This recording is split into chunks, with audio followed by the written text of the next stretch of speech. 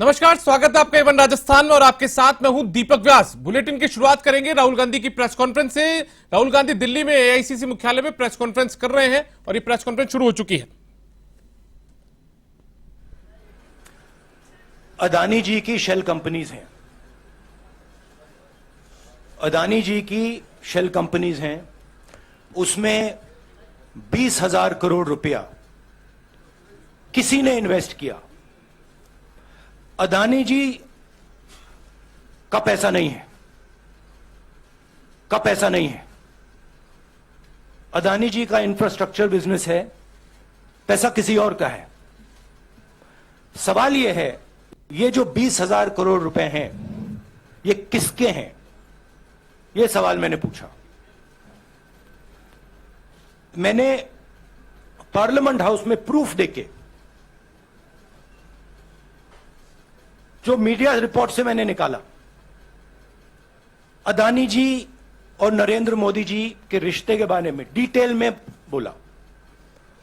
रिश्ता नया नहीं है, रिश्ता पुराना है। जब नरेंद्र मोदी जी गुजरात के सीएम बने थे, तब से रिश्ता है और उसके बहुत सारे पब्लिक प्रूफ्स हैं। हवाई जहाज में मैंने फोटो दिखाई, नरेंद्र मोदी जी बड़े कंफर्ट में बैठे हुए थे अपने दोस्त, अपने मित्र के साथ। पार्लियामेंट में मैंने दिखाई। यह सवाल मैंने पूछा। फिर मेरी स्पीच को एक्सपंज किया गया। मैंने स्पीकर को डिटेल चिट्ठी लिखी, पॉइंट बाय पॉइंट, कि मैंने कहा कि एयरपोर्ट्स अदानी जी को रूल बदल के दिए गए हैं। ये लीजिए रूल की कॉपी, उसको बदला गया है। चिट्ठी लिखी, कोई फर्क नहीं पड़ा। फिर मेरे बारे में मंत्रियों ने पार्लियामेंट में झूठ बोला। बोला कि मैंने विदेशी ताकतों से मदद मांगी। मैंने ऐसी कोई बात नहीं की है। मैंने कहा स्पीकर से, मैंने जाके कहा, स्पीकर सर, पार्लियामेंट का नियम है कि अगर किसी मेंबर पर कोई एक्यूजेशन लगाता है तो उस मेंबर को जवाब देने का हक होता है। मैंने एक चिट्ठी लिखी, उस चिट्ठी का जवाब नहीं आया। दूसरी चिट्ठी लिखी, उस चिट्ठी का जवाब नहीं आया। फिर मैं स्पीकर के चेंबर में गया। मैंने स्पीकर सर से कहा, स्पीकर सर, ये कानून है, ये रूल है, इन्होंने झूठा आरोप लगाया है, मुझे आप बोलने क्यों नहीं दे रहे हैं? स्पीकर सर मुस्कुराते हैं, कहते मैं नहीं कर सकता। और फिर उसके बाद आपने सबने देखा क्या हुआ। सवाल पूछना मैं बंद नहीं करूंगा। नरेंद्र मोदी जी का अदानी के साथ क्या रिश्ता है और 20,000 करोड़ रुपए किसके हैं, मैं पूछता जाऊंगा। मुझे कोई डर नहीं लगता इन लोगों से। और अगर ये सोचें कि मुझे डिस्क्वालीफाई करके, धमका के, जेल में डाल के मुझे बंद कर सकते, नहीं, मेरी वो हिस्ट्री नहीं है। मैं हिंदुस्तान के लोकतंत्र के लिए लड़ रहा हूं और मैं हिंदुस्तान के लोकतंत्र के लिए लड़ता रहूंगा। किसी चीज से नहीं डरता हूं, यह सच्चाई है। अब आप सवाल पूछिए। एक एक करके प्लीज। हाँ मोहित, आई से it in English also. Sorry, I'll say it in English also. The question begins few weeks back in Parliament, where I asked the Prime Minister a very specific set of questions. Question number 1, 20,000 crore rupees or $3 billion are in shell companies owned by Mr. Adani. Mr. Adani could not have generated this money. He's an infrastructure business. Where did this money come from? Whose money is it? That was the first question. Whose shell companies are there? These companies are working in the defense field. Why does nobody know whose money this is? There is a Chinese national involved in this. Why is nobody asking the question, who is this Chinese national? That was the first question. Second question was, set of questions with proof. Were, what is the Prime Minister's relationship with Mr. Adani? I showed a picture of the Prime Minister and Mr. Adani's plane relaxing. I gave documentation about the defense industry, about the airports, about statements made in Sri Lanka, about statements made in Bangladesh, pictures of Mr. Narendra Modi sitting with the State Bank chairman in Australia. And I put this proof on the table. Immediately after that, the BJP started its work. My speech was expunged. I wrote a letter to the Speaker with a detailed explanation on the defense industry, on the airports, with press clippings, supporting documents, legal documents, and said, this is the supporting foundation of my speech. I have not made this speech, I have not invented this. This is detailed research, here it is. Nothing happened. Nothing was revoked. My speech today is not part of the record of Parliament. The same, by the way, was done with Mr. Kharge. After that, BJP ministers lied about me in Parliament. They made the statement to distract from the Adani issue. The whole game, disqualification, and all these statements are to distract from the central question, whose money is it? 20,000 crores, whose is it? Kiska hai ye? That's the main question. The whole thing is to distract. So, they said that I've asked foreign forces to help India. Most ridiculous statement. I have never made such a statement. You can look at all the conversations I had in the United Kingdom. Not one such statement was made. In fact, I said this is India's problem. India has to resolve this problem, right? A minister lies on the floor of the House. I wrote to the Speaker and I said, Speaker, sir, it is my right as a member of Parliament, when somebody makes an accusation, to state my position. Please let me state my position. The first letter is not answered. I then write a second letter with more details, saying the names and what was said. Still no answer. I then go to the Speaker's chamber and I say, Speaker, sir, what is going on? We live in a democracy. You are the defender of that democracy. Why are you not letting me make my statement? The Speaker smiles and says, I cannot do that. Come and have a cup of tea with me. Right? So this is the whole drama that is being orchestrated to defend the Prime Minister from the simple question, whose 20,000 crore rupees, whose $3 billion went to Mr. Adani shell companies? हाँ जी मोहित, एक minute, सबको राहुल मौका जी, मिलेगा। राहुल जी, मोहित दुबे हूं मैं। मेरा सवाल ये है कि आप शहीदों By the way, sorry, I just need to finish that. I left out a part. Look, I am here defending the democratic voice of the Indian people. I will continue to do that. I am not scared of these threats, of these disqualifications, of these allegations, of these prison sentences. I don't care. I'm not scared of them. Okay? These people don't understand me yet. I am not scared of them. They are used to everybody being scared of them. I am not scared of them. Right? And I will continue to ask the question, what is the Prime Minister's relationship with Mr. Adani? It is an old relationship. It is a relationship that began when he was Chief Minister of Gujarat. Mr. Adani constructed the idea of Resurgent Gujarat, organized all that. This is a partnership. It's a close partnership. I'm going to keep asking that question. Rahul ji, मैं मोहित दुबे हूं। मेरा सवाल यह है कि आप शहीदों के परिवार से आते हैं। आपकी दादी भी डिस्क्वालीफाई हुई, जनता के बीच गई, आप सत्ता में वापस आए। आज के दौर में राहुल गांधी भी डिस्क्वालीफाई हो गए हैं, क्योंकि तमाम आपने इश्यूज को उठाया, चीन के इश्यूज को उठाया। क्या राहुल गांधी भी जनता के बीच में जाएंगे और वही वापसी फिर से करेंगे?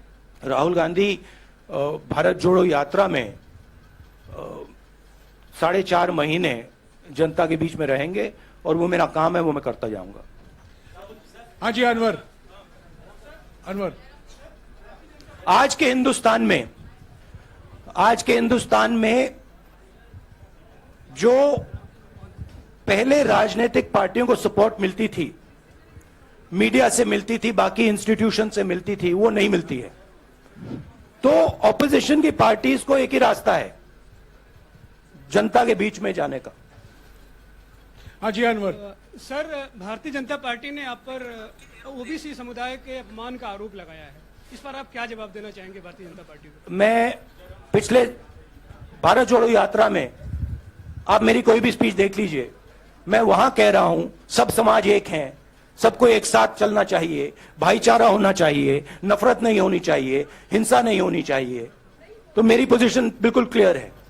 ये ओबीसी का मामला नहीं है, ये नरेंद्र मोदी जी और अदानी जी के रिश्ते का मामला है।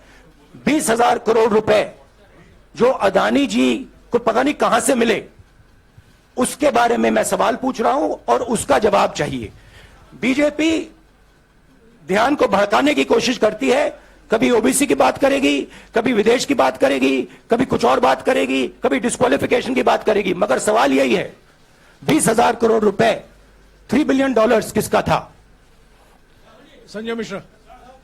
और वो अदानी का पैसा नहीं हो सकता। संजय मिश्रा।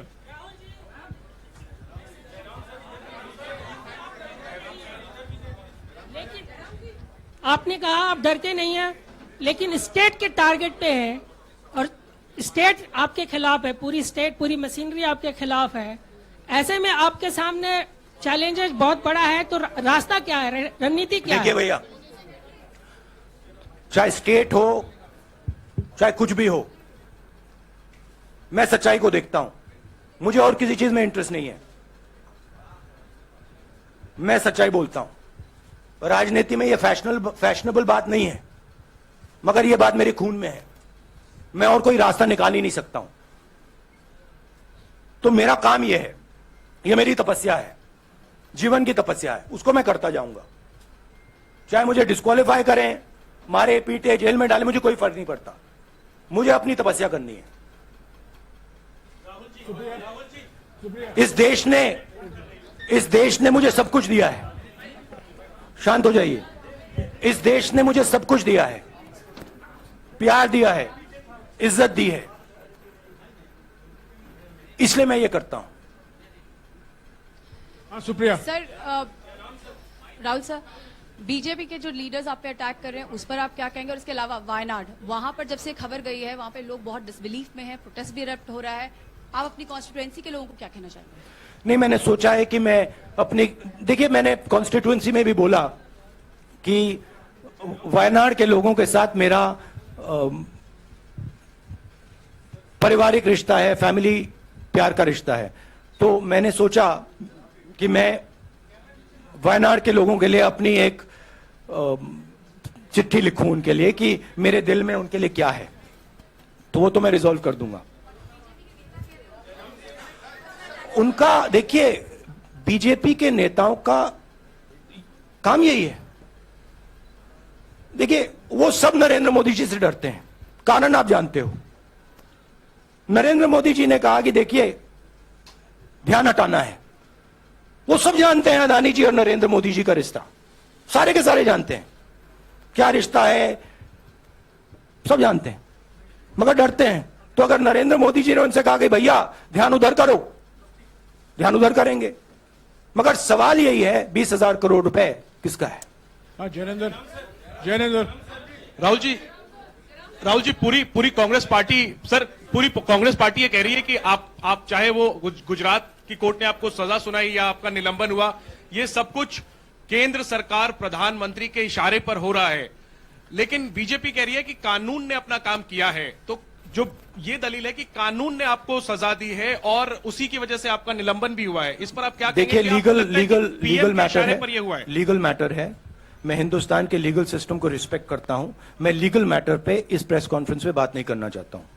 हाँ संजीव। अगर आपके लीगल सवाल होंगे तो आप हमारी लीगल टीम से पूछ लीजिए। Sanjeev 1 minute Sanjeev.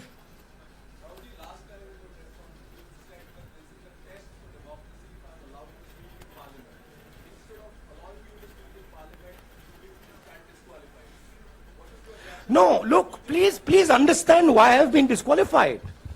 I've been disqualified because the Prime Minister is scared of my next speech. He's scared of the next speech that is going to come on Adani, right? I've seen it in his eyes.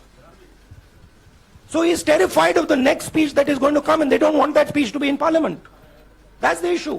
That is why, first the distraction, now the disqualification. Please don't be confused about this matter. There is a deep relationship between Narendra Modi ji and Mr. Adani. There is a question. 20,000 crore rupees have suddenly arrived in Mr. Adani's shell companies. Where has this money come from? Whose money is it? It is, some of these companies are defense companies. Why is the defense ministry not asking this question? Why is the defense ministry not asking the question? But please explain to us, whose money is this that is being spent on our drone development, that is being spent on our missile development, that is being spent on our ordnance production? Why is the defense ministry not asking this question? हाँ मंजरी please एक minute मंजरी। सदस्यता की रद्द हुई तो उसके बाद बहुत सारे ऐसे विपक्षी दल जो अभी तक कांग्रेस से दूरी बना के चलते थे वो भी आपके समर्थन में आए। तो आपको क्या लगता है अब वो समय आ गया है जब सारे विपक्ष को एकजुट हो जाना चाहिए? मैं उन सब विपक्षी दलों का धन्यवाद करता हूं कि उन्होंने इस बात में हमारी सपोर्ट की और हम सब मिलके काम करेंगे। रंजीता जिस बयान को लेकर आपको ये सजा सुनाई गई है, क्या आपको लगता है, आपको अफसोस है उस बयान को लेकर? क्या कहेंगे उस बयान पर? अब देखिए, अब ये लीगल डिस्कशन है, उस पे मैं टिप्पणी नहीं करना चाहता हूं क्योंकि ये कोर्ट में मामला है। मगर मैं जो भी सवाल उठाता हूं वो सोच समझ के उठाता हूं। हाँ जी नीरज। राहुल जी अभी कुछ ही दिन पहले लक्षद्वीप के सांसद मोहम्मद फैजल की सदस्यता गई थी और बाद में हाईकोर्ट ने स्टे कर दिया था। अभी उनकी मेंबरशिप रीइंस्टेट नहीं हुई है। देखिए, सुन लीजिए। हाँ। राहुल जी सुन लीजिए, अभी उनकी सदस्यता रीइंस्टेट नहीं है, लेकिन चुनाव आयोग ने चुनाव की घोषणा करने के बाद उसे रोक दिया था। अगर ऊपरी अदालत से आपको स्टे मिलता है तो आपको उम्मीद है कि लोकसभा स्पीकर भी आपकी सदस्यता को बहाल कर देंगे? मुझे उम्मीद में कोई इंटरेस्ट ही नहीं है।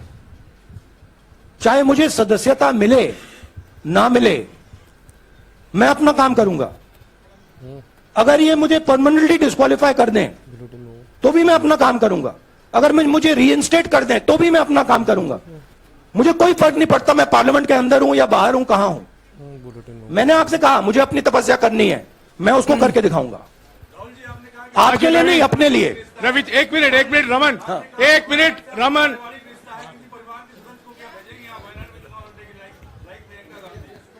It is not up to me, it is up to Congress president कौन जाएंगे। राहुल जी मेरा सवाल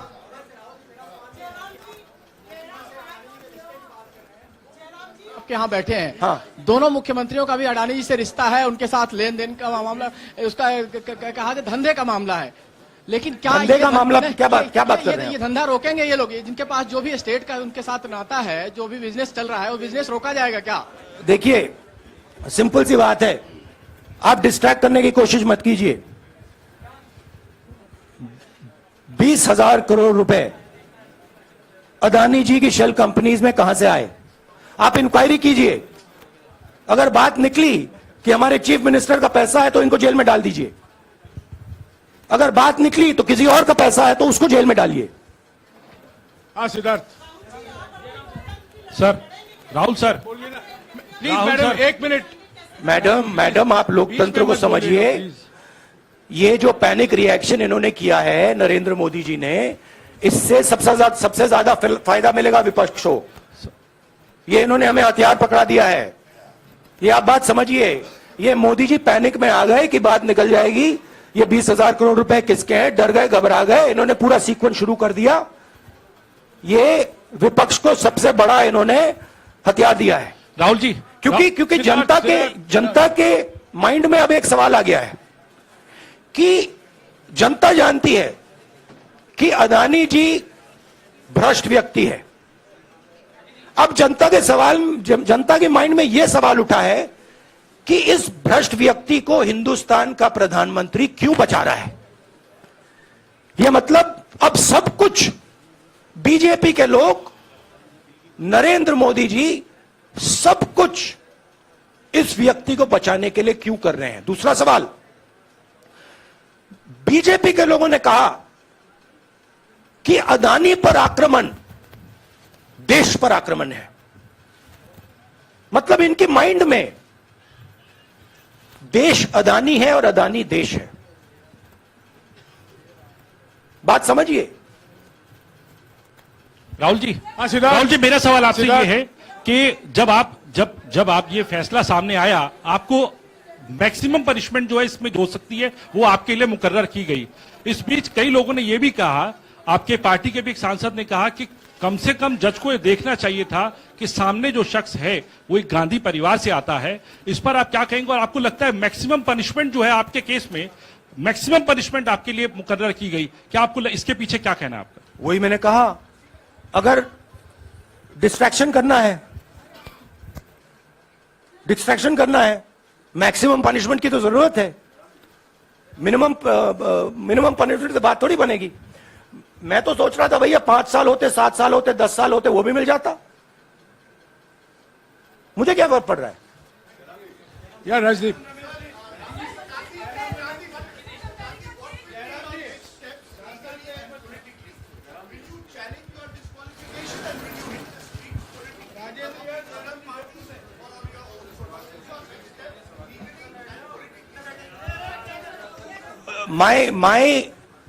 I have only one step, and that step is to fight for the truth in this country and to defend the democratic nature of this country that is under. Please let me finish, Rajdeep, unless you want to answer it for me.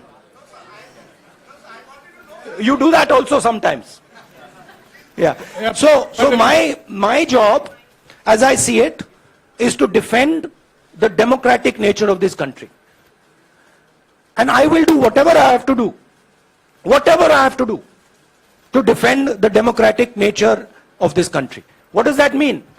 That means defending the institutions of this country. That means defending the voice of the poor people of this country. That means telling the people of this country the truth about people like Mr. Adani, who are basically exploiting the relationship they have with the Prime Minister. yeah, Pallavi, please 1 second, let's go. Look, see, these are legal matters. It makes me no difference. I told them, it makes me no difference if I'm disqualified, not qualified, whatever. It makes me no difference. Disqualify me for life. Put me inside jail. I will keep going. I will not stop. Mr. Gandhi, Yeah, Mr. Pallavi. Gandhi, 2 things here. One, are you worried or apprehensive about the political relevance of, say, the opposition and the Congress Do I look party worried to post? you? One. Second, Do I look worried to you? I'm excited. I'm happy that these people have given me the best gift they could give me. And second, Mr. Gandhi, is that BJP's reaction since yesterday is that if you hadn't torn the ordinance then perhaps you wouldn't be facing the law today. Your response to that? My response to that is that when somebody is guilty of something, they want to distract everybody's attention. Right? If you catch a thief, the first thing he says is, I didn't do it. The second thing he says, look there, look there, look there, look there. Right? That's what the BJP is doing. We have caught 20,000 crore rupees entering Mr. Adani's companies. Nobody knows whose money that is. That money cannot be Mr. Adani's money. He does not generate this type of money. So that money has come from someone. All this, OBC, disqualification, anti-national, all this is to distract from the panic that the Prime Minister is feeling, that his relationship with Mr. Adani is going to be exposed. Let me tell you, that relationship is going to be exposed. Nobody is going to stop that. It is going to happen. Because the opposition is going to press this thing until we find the answer. हाँ रवि सिसोदिया जी को दे दो। राहुल जी जो judgement आया उसको लेकर BJP ने उसको किया है कि आपने ओबीसी का अपमान किया, पूरे देश में प्रेस कॉन्फ्रेंस करने की तैयारी कर रहे हैं कि आपने ओबीसी का अपमान किया था।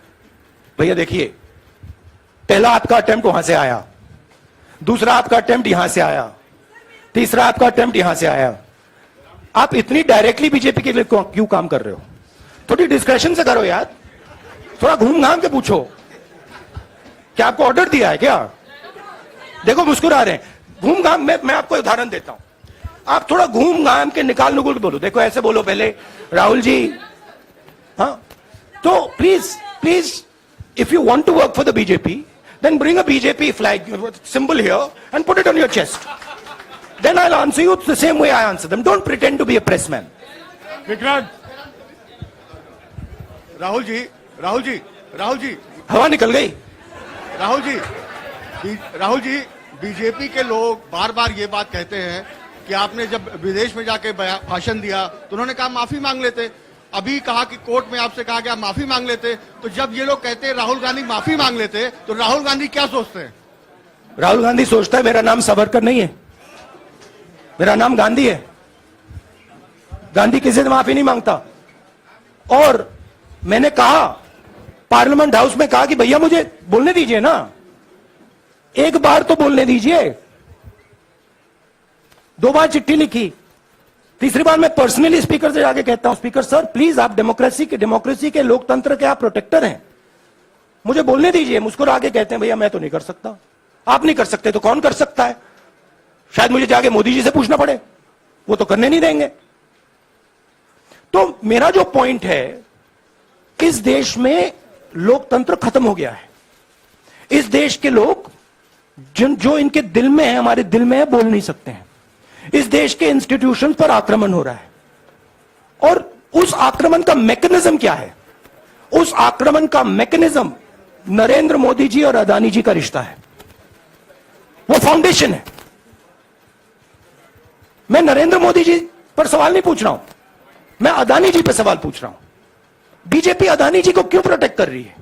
आप नरेंद्र मोदी जी को प्रोटेक्ट कीजिए। मैं अदानी जी पे पूछ रहा हूं, आप अदानी जी को क्यों प्रोटेक्ट कर रहे हो? आप इसलिए अदानी जी को प्रोटेक्ट कर रहे हो क्योंकि आप ही अदानी हो। Thank you.